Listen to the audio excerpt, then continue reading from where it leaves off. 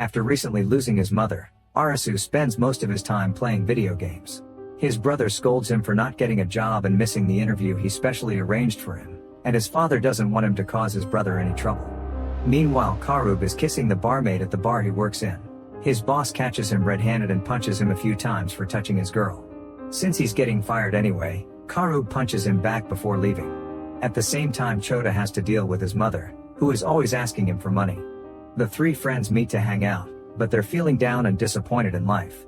They wish they could live in a different world. Determined to have fun, Karub lifts Arasu and takes him to the middle of the street so Chota can record them. Now the cars have to dodge them, and no matter how fast the boys run, they still cause an accident. Noticing the cops coming, the trio runs into the subway station and hides in a bathroom stall. Suddenly the power goes out and the boys come out to find the entire station empty. To their shock, the streets are empty as well. The group splits and searches their homes and workplaces, but their families and friends have disappeared too. They also notice their phones aren't working. When night falls, the trio discusses what to do and is interrupted by a big screen turning on to announce the game is about to start. An arrow sends them to the game arena, and they see some lights in the distance. They follow them to the GM building, where they cross a corridor without noticing the lasers on the walls. A sign tells them to take a phone each, and the devices activate with face recognition. There's no signal and a countdown announces the game will start in 2 minutes. At that moment, Shibuki shows up and throws an object at the lasers, revealing that trying to leave will get them hurt. After a high school girl also joins them, the phones announce it's time for the first game. It's called Dead or Alive and its difficulty is 3 of clubs. They must choose the right door to escape the building in 2 minutes. The elevator takes them to another room where there's a door that says live and another one says die. As they discuss what's the right answer, toxic gas begins filling the room to rush them. The high school girl decides to cross the live door, only to be instantly killed by a laser. The others run through the die door right before the time ends and the previous room is filled with flames. In the next room, the same doors and gas are waiting. Karub opens the live door and nothing happens, so they run through it before fire appears again. Then they notice that in each room the time to choose gets shorter. An argument ensues on how to proceed and Karub punches Arasu, which triggers a memory of their arrival. Arasu realizes all the clues were at the entrance and puts all this data together to draw a diagram of the building. Following this drawing, the group goes through a bunch of rooms, always choosing the right door without any issues. However, at the last door, the doors aren't located where they're supposed to be. Arasu hesitates, but thankfully Chota has been recording everything, so he uses the video to fix his math and choose the right door. Everyone runs through it right before the flames come out, but unfortunately Chota's leg catches on fire. The group puts it out and helps Chota walk to escape the building by finding the fire escape. Once outside, the phones announce they won, but they also notice how badly burnt Chota's leg is. On a table they find the 3 of clubs, which activates a 3-day visa on their phones, although they don't understand what that means. At that moment, a bleeding man appears and says he's quitting the game because there's no end to it no matter how many times you win. Then a laser kills him and all the power goes out. This makes them realize the visa tells them how many days they have to live, and if they want more they need to win more games. A bunch of lasers appear all over the city, killing all the people whose visas expired. On top of a tall building, Usagi watches the lights while thinking about her father and how they used to go climbing together. She promises him she'll survive the game. In the morning, Arasu tries to get a car but none of them will start, and the vegetables he finds are rotten. The group searches a bunch of shops and apartments, however not a single machine is working. Chota wonders if it was an electromagnetic pulse that caused all of this right before the game phones stop working too. Afterward they get batteries for the radio and canned food for lunch while sharing what they were doing when the mysterious blackout happened. Shibuki claims she had been working when actually she was showering after getting dirty with her married boss. She arrived 3 days ago and is the only survivor from her group. Since the boys saw the blackout later and the vegetables are already rotten, they conclude time passes differently here. Chota's injury is getting worse, so Karub and Araizu talk in private and agree to join a game by themselves to learn more without getting their friend in trouble. Meanwhile, Shibuki comforts a crying Chota, who thinks he won't make it out alive. She admits what she was doing with her boss, explaining she hated him but still did it to climb the corporate ladder. Then she kisses Chota and they get naughty, which makes Chota remember the day he saw his mother getting it on with a local priest. Specific apartments all over the city light up with new games. Karub and Arasu join the same game as Usagi and everyone gets a new phone. Once the group has 13 players, the phones announce the game is starting and the difficulty is 5 of spades. Nitobe tells them this will be a physical game and that each card suit has a different meaning. Clubs are team battles, diamonds are wits, and hearts are betrayal. The larger the number, the harder the game, but it also equals more Visa days. The phones then announce the game will be classic tag. To win, they must find the safe zone in one of the building rooms in 20 minutes. When time's over, a hidden bomb will explode. The group spreads all over the building before a siren confirms the tagger is out. Usagi hides while Karub, Arasu, and Nitobe try the doors, finding them all locked. Suddenly they hear shooting and a body falls in front of them, which means the tagger is killing the players. When they look around the corner, they see a masked person aiming a gun and immediately run away. Karub and Arasu manage to hide behind a wall, but Nitobe keeps on running and quickly gets killed. A player sees this and tries to escape, but he takes the wrong turn and is killed by a laser for leaving the game space. One by one players are getting killed while Karub and Arasu keep on hiding and notice that the tagger can't see them because his vision is limited by the mask. Arasu yells this information and Usagi yells back to share the location of the tagger as she climbs a pipe to dodge a shot. With only 8 minutes left, there still are 7 players. Running around obviously isn't accomplishing anything, so the players gather and make a plan. Half the team will search the remaining floors while the others go after the tagger.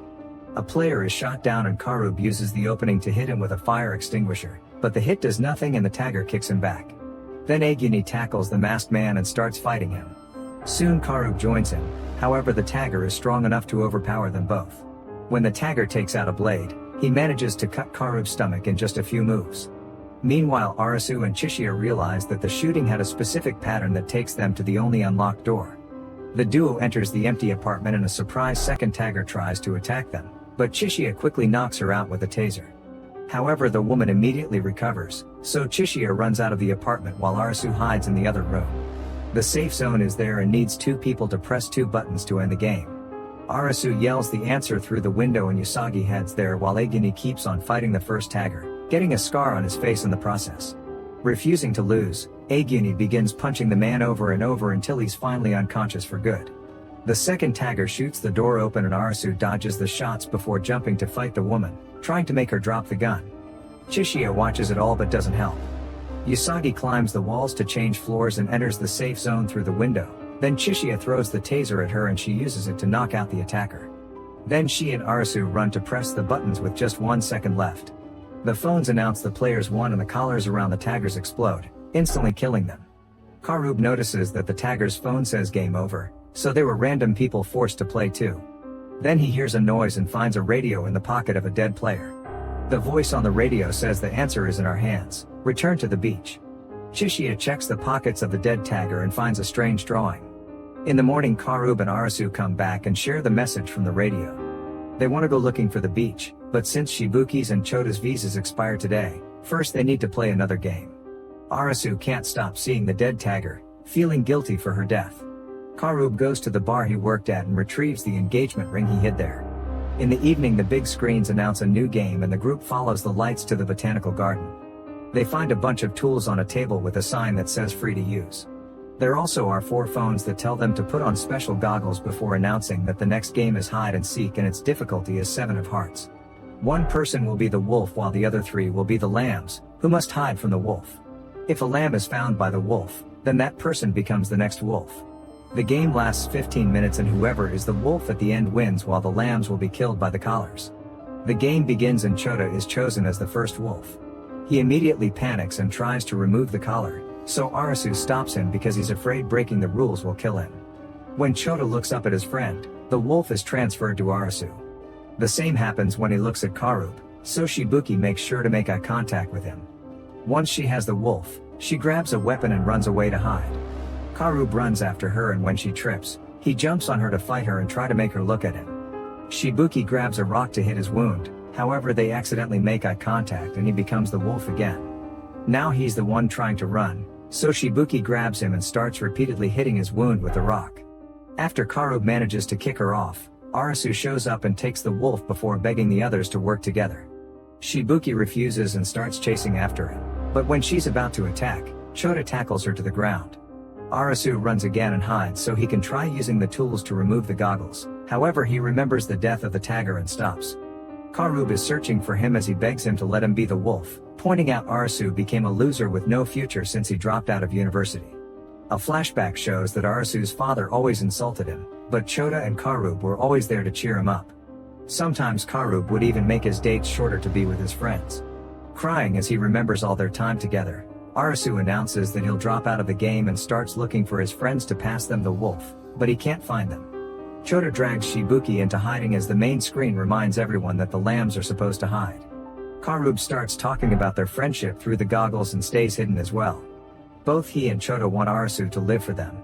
Arasu keeps on running and finally finds Karub, but it's too late. The time runs out and Chota, Shibuki, and Karub all die when the goggle collars blow up their heads.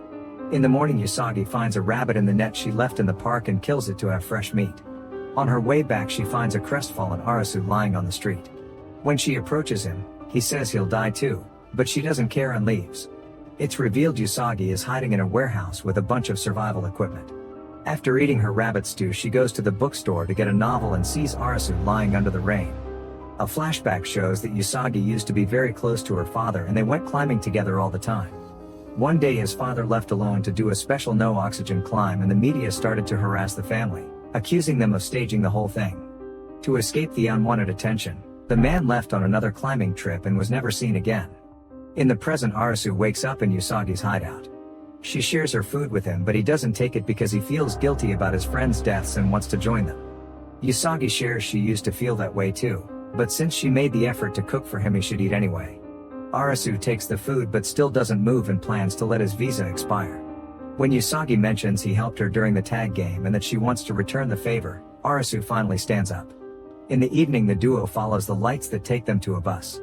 Inside they find 3 players who have been here for a while and do all the games together because they think teamwork helps them win. Arasu notices that Takuma has a wounded leg. The phones announce the beginning of the game with a difficulty of 4 of clubs. It's called distance and they must endure a trial to reach the goal in 2 hours. The screens say distance 0, so they guess they must move, but the bus is out of gas. Takuma asks the group to leave him and an argument ensues, but in the end Takuma convinces them it's for the best.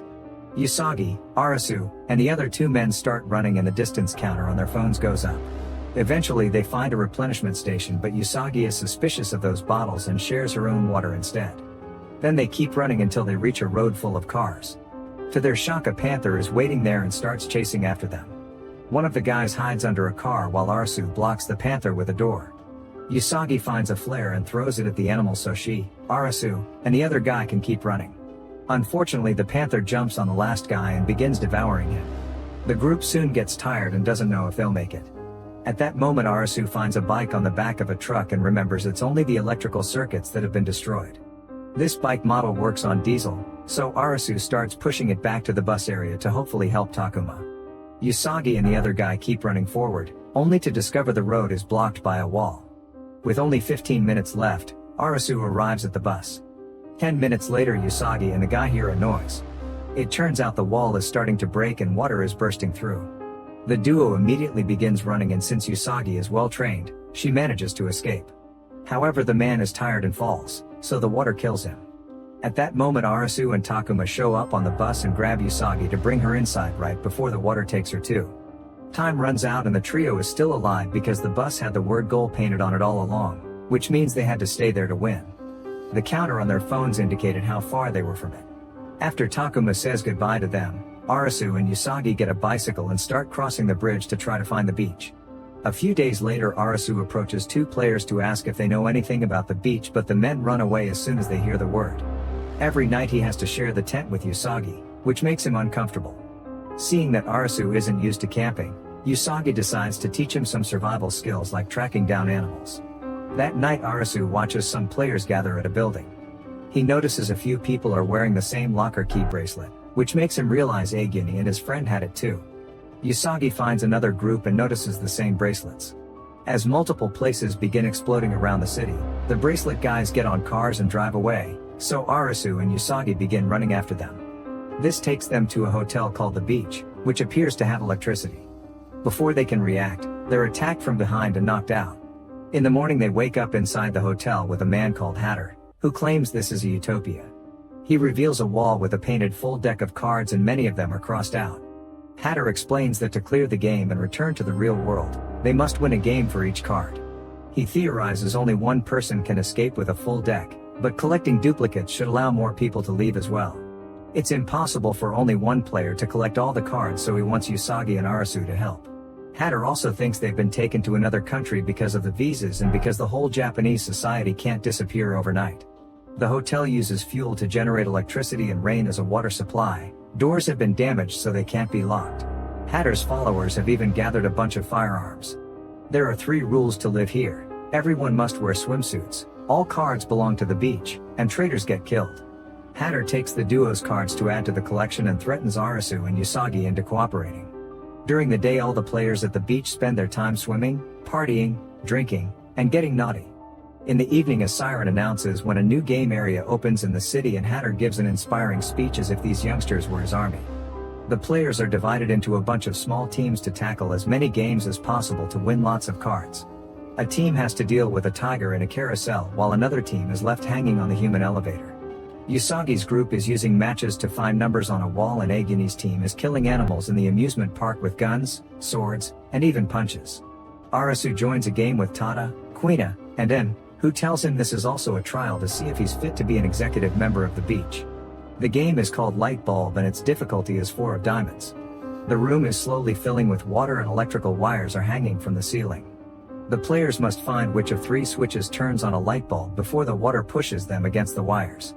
There are 3 rules. Only one switch turns on the light bulb. They only have one chance to choose while the door is open, but while the door is closed they can play with the switches as much as they like. If someone is in the light bulb room where the light is on, the door won't close. They must answer together as a group to win or the wires will kill them all. One of the players touches the wires out of curiosity and dies on the spot. Arasu thinks about the rules and makes the others close the door before using the first switch. He waits a few minutes before turning the first switch off and opens the door again to try switch 2, but nothing happens. Then he asks Quina to touch the bulb and she says it's hot, which means switch 1 turned it on. They say 1 is the answer and immediately win the game. When Arasu returns to the hotel, he's happy to see Usagi survived her game as well. The party is interrupted by Hatter's militant force led by Aguni, who came to pick Usagi up because Hatter asked for her. Arasu comes to her defense so Aguni orders his men to break his legs. At that moment Hatter shows up and orders Aguni to forgive Arasu this time since he's a newbie. Afterward Arasu is invited to an executive meeting and he's shocked to discover Chishiya is part of the higher-ups. They add the latest cards to the collection and discover they're only missing the face cards plus the 10 of hearts. Hatter's visa will expire soon and Mira thinks he should join a hearts game because many players will be willing to self-delete to protect their leader. They can't tell what a game will be in advance though, so Hatter announces he'll join whatever comes next. The next day Arasu and Usagi chat with all the players to try to get more information. However, each person has different theories and it's hard to say what it's a rumor and what's the truth. In the afternoon Usagi decides to go looking for weapons in case they need them. Arasu hears some shots and notices a few guys walking away from a dumpster. When he looks inside he's horrified to find dozens of bodies. Chishiya and Quina show up and tell him those are the traitors. They explain they want to change the status quo and ask Arasu to join their plan. The soldiers aren't happy with Hatter's leadership and Chishiya thinks they'll take over the beach soon. When that happens, he intends to steal the cards and leave. Later Arasu reunites with Usagi, who couldn't find any weapons because they're protected by the soldiers. Arasu then decides to tell her about Chishiya's plan. The next day Anne opens the heads of 2 dead players to try to find the GPS chip that the game masters must have put on them to track them. She's interrupted when all the executives are called to Hatter's room. Everyone is surprised to see Hatter dead and they learn from other players that he was found like this on the streets. They assume he died in a game and discuss who should take over the leadership. Rules say it should be Hatter's right hand, but the militants threaten everyone into voting for Aguni. Soldier Naragi even punches Hatter's dead face for fun. Now Aguni can open the black envelope that contains the password to the safe with the cards. Once he memorizes it, he seals the envelope again with the leader's ring. While Aguni gives a speech to announce he's the new leader, Chishiya starts his plan. He saw Aguni looking surprised by the paper with the password and theorizes it was empty, so he thinks the actual password is the numbers on the sealing ring. While he, Usagi, and Quina keep watch, Arasu sneaks around to find the safe and try the password. However, the number is incorrect and an alarm rings, which gets the attention of the soldiers. Arasu sees Chishiya among them and realizes the plan was to frame him all along. While Usagi is captured too, Naragi begins to kick Arasu until he passes out. Afterward Arasu is tied to a chair and his face is covered in tape. He's left inside a dark room to wait until morning when his visa expires. Meanwhile, and does an autopsy on Hatter and finds the killing bullet. Chishiya discusses his real plan with Quina, revealing he always knew the safe was fake. He had noticed Aguni glancing at a painting and thinks inside the envelope was a drawing to match. While Quina keeps watch, Chishiya checks behind the painting and finds the real safe. The password from the ring works and he grabs all the cards. The other soldiers are holding Usagi down so Naragi can take advantage. Usagi bites his tongue and gets punched for it. At that moment the lights flicker to announce the start of a new game. Chishiya throws an object at the exit and realizes the beach is the game arena, so the lasers won't let him leave with the cards. Phones appear on a table for every player in the hotel and all the TVs announce the next game is the Ten of Hearts. All the players except Arasu gather in the lobby where they find Momoka with a knife in her chest. The game is called Witch Hunter and they have 2 hours to find the person who killed this girl and throw them in the fire. The soldiers immediately want to burn Momoka's best friend Asahi since they're always together, but Usagi and Mira stop them because any accusations must be proven. And uses the chance to explain she was working on Hatter's body and the type of bullet she found proves he was murdered by someone here. A girl starts pointing fingers and soldier Samura immediately kills her with his sword. Aguni announces that if the killer doesn't surrender, he'll throw everyone in the fire. People panic and start running away as Naragi and the other soldiers open fire at random. Usagi grabs the last phone and teams up with Tada, Asahi, and Tada's friend to look for Arasu. Soon players are getting killed all over the building and their bodies immediately get thrown in the fire, but none of them are the killer. Eventually Samura starts a fire in the basement to force everyone to come out to the yard so Naragi can shoot them from the roof. Usagi's group splits to look for Arasu and she finds a terrified soldier hiding in a bathroom who tells her the location. Tada watches his friend get shot and jumps on the shooter, punching her until she also tells him Arasu's location. In the meantime, Quina and Chishiya are hiding in the security camera room to keep an eye on things and notice someone moving in the dark. Quina goes to that room and finds him grabbing some superglue. She wants to use it with some powder to get the fingerprints from the knife. The women are found by Samura, so Quina tells him to go while she fights him. By moving fast, Quina can dodge Samura's attacks and run into other rooms to use furniture as protection. Samura asks Quina what she used to do and she says she worked at a clothing store, but that isn't the whole truth. Quina was born a boy and trained in her father's dojo but always lost. Her father also beat her up whenever he found her doing girly things. Eventually her father kicked her out of the house and she got her transition operation. Years later, when she visited her mother at the hospital, the old lady immediately recognized her and called her beautiful. In contrast, Samura was a failed writer who shaved his head and got all his tattoos when he entered the game as a way to start a new life. Their fight continues and Samura manages to land a cut on Quina's arm. However, Quina reacts quickly and disarms him before bringing him down with a kick. This breaks some glass and Samura starts throwing the shards all over the floor to make it hard for Quina to move since she's barefoot. He retrieves his sword and attacks again, but Quina concentrates and brings him down again before killing him with a well-landed punch to the head. The smoke is slowly filling the hotel and people gather in the corridors to get out, making it easier for soldiers to kill them. Naragi keeps on shooting the people who come out while remembering his high school days. Other boys used to beat him up and mock him, so his trauma has made him a violent man. Chishiya suddenly appears behind him and says one of the executives must be the killer. He throws all the cards in the air and when Naragi gets distracted, Chishiya uses a makeshift flamethrower to burn him down. In the lobby, and takes the knife from Momoka's body. Outside, the soldiers keep burning bodies while Aguni remembers his friendship with Hatter before they were brought here. Meanwhile, Arasu falls in the chair and thinks the smoke will kill him. He starts remembering his best moments with his friends and reminds himself he must survive for them. By rubbing his face against the carpet, he manages to take the tape off his mouth and he can breathe properly again. Then he starts screaming and is heard by Usagi and the others, but the door is locked.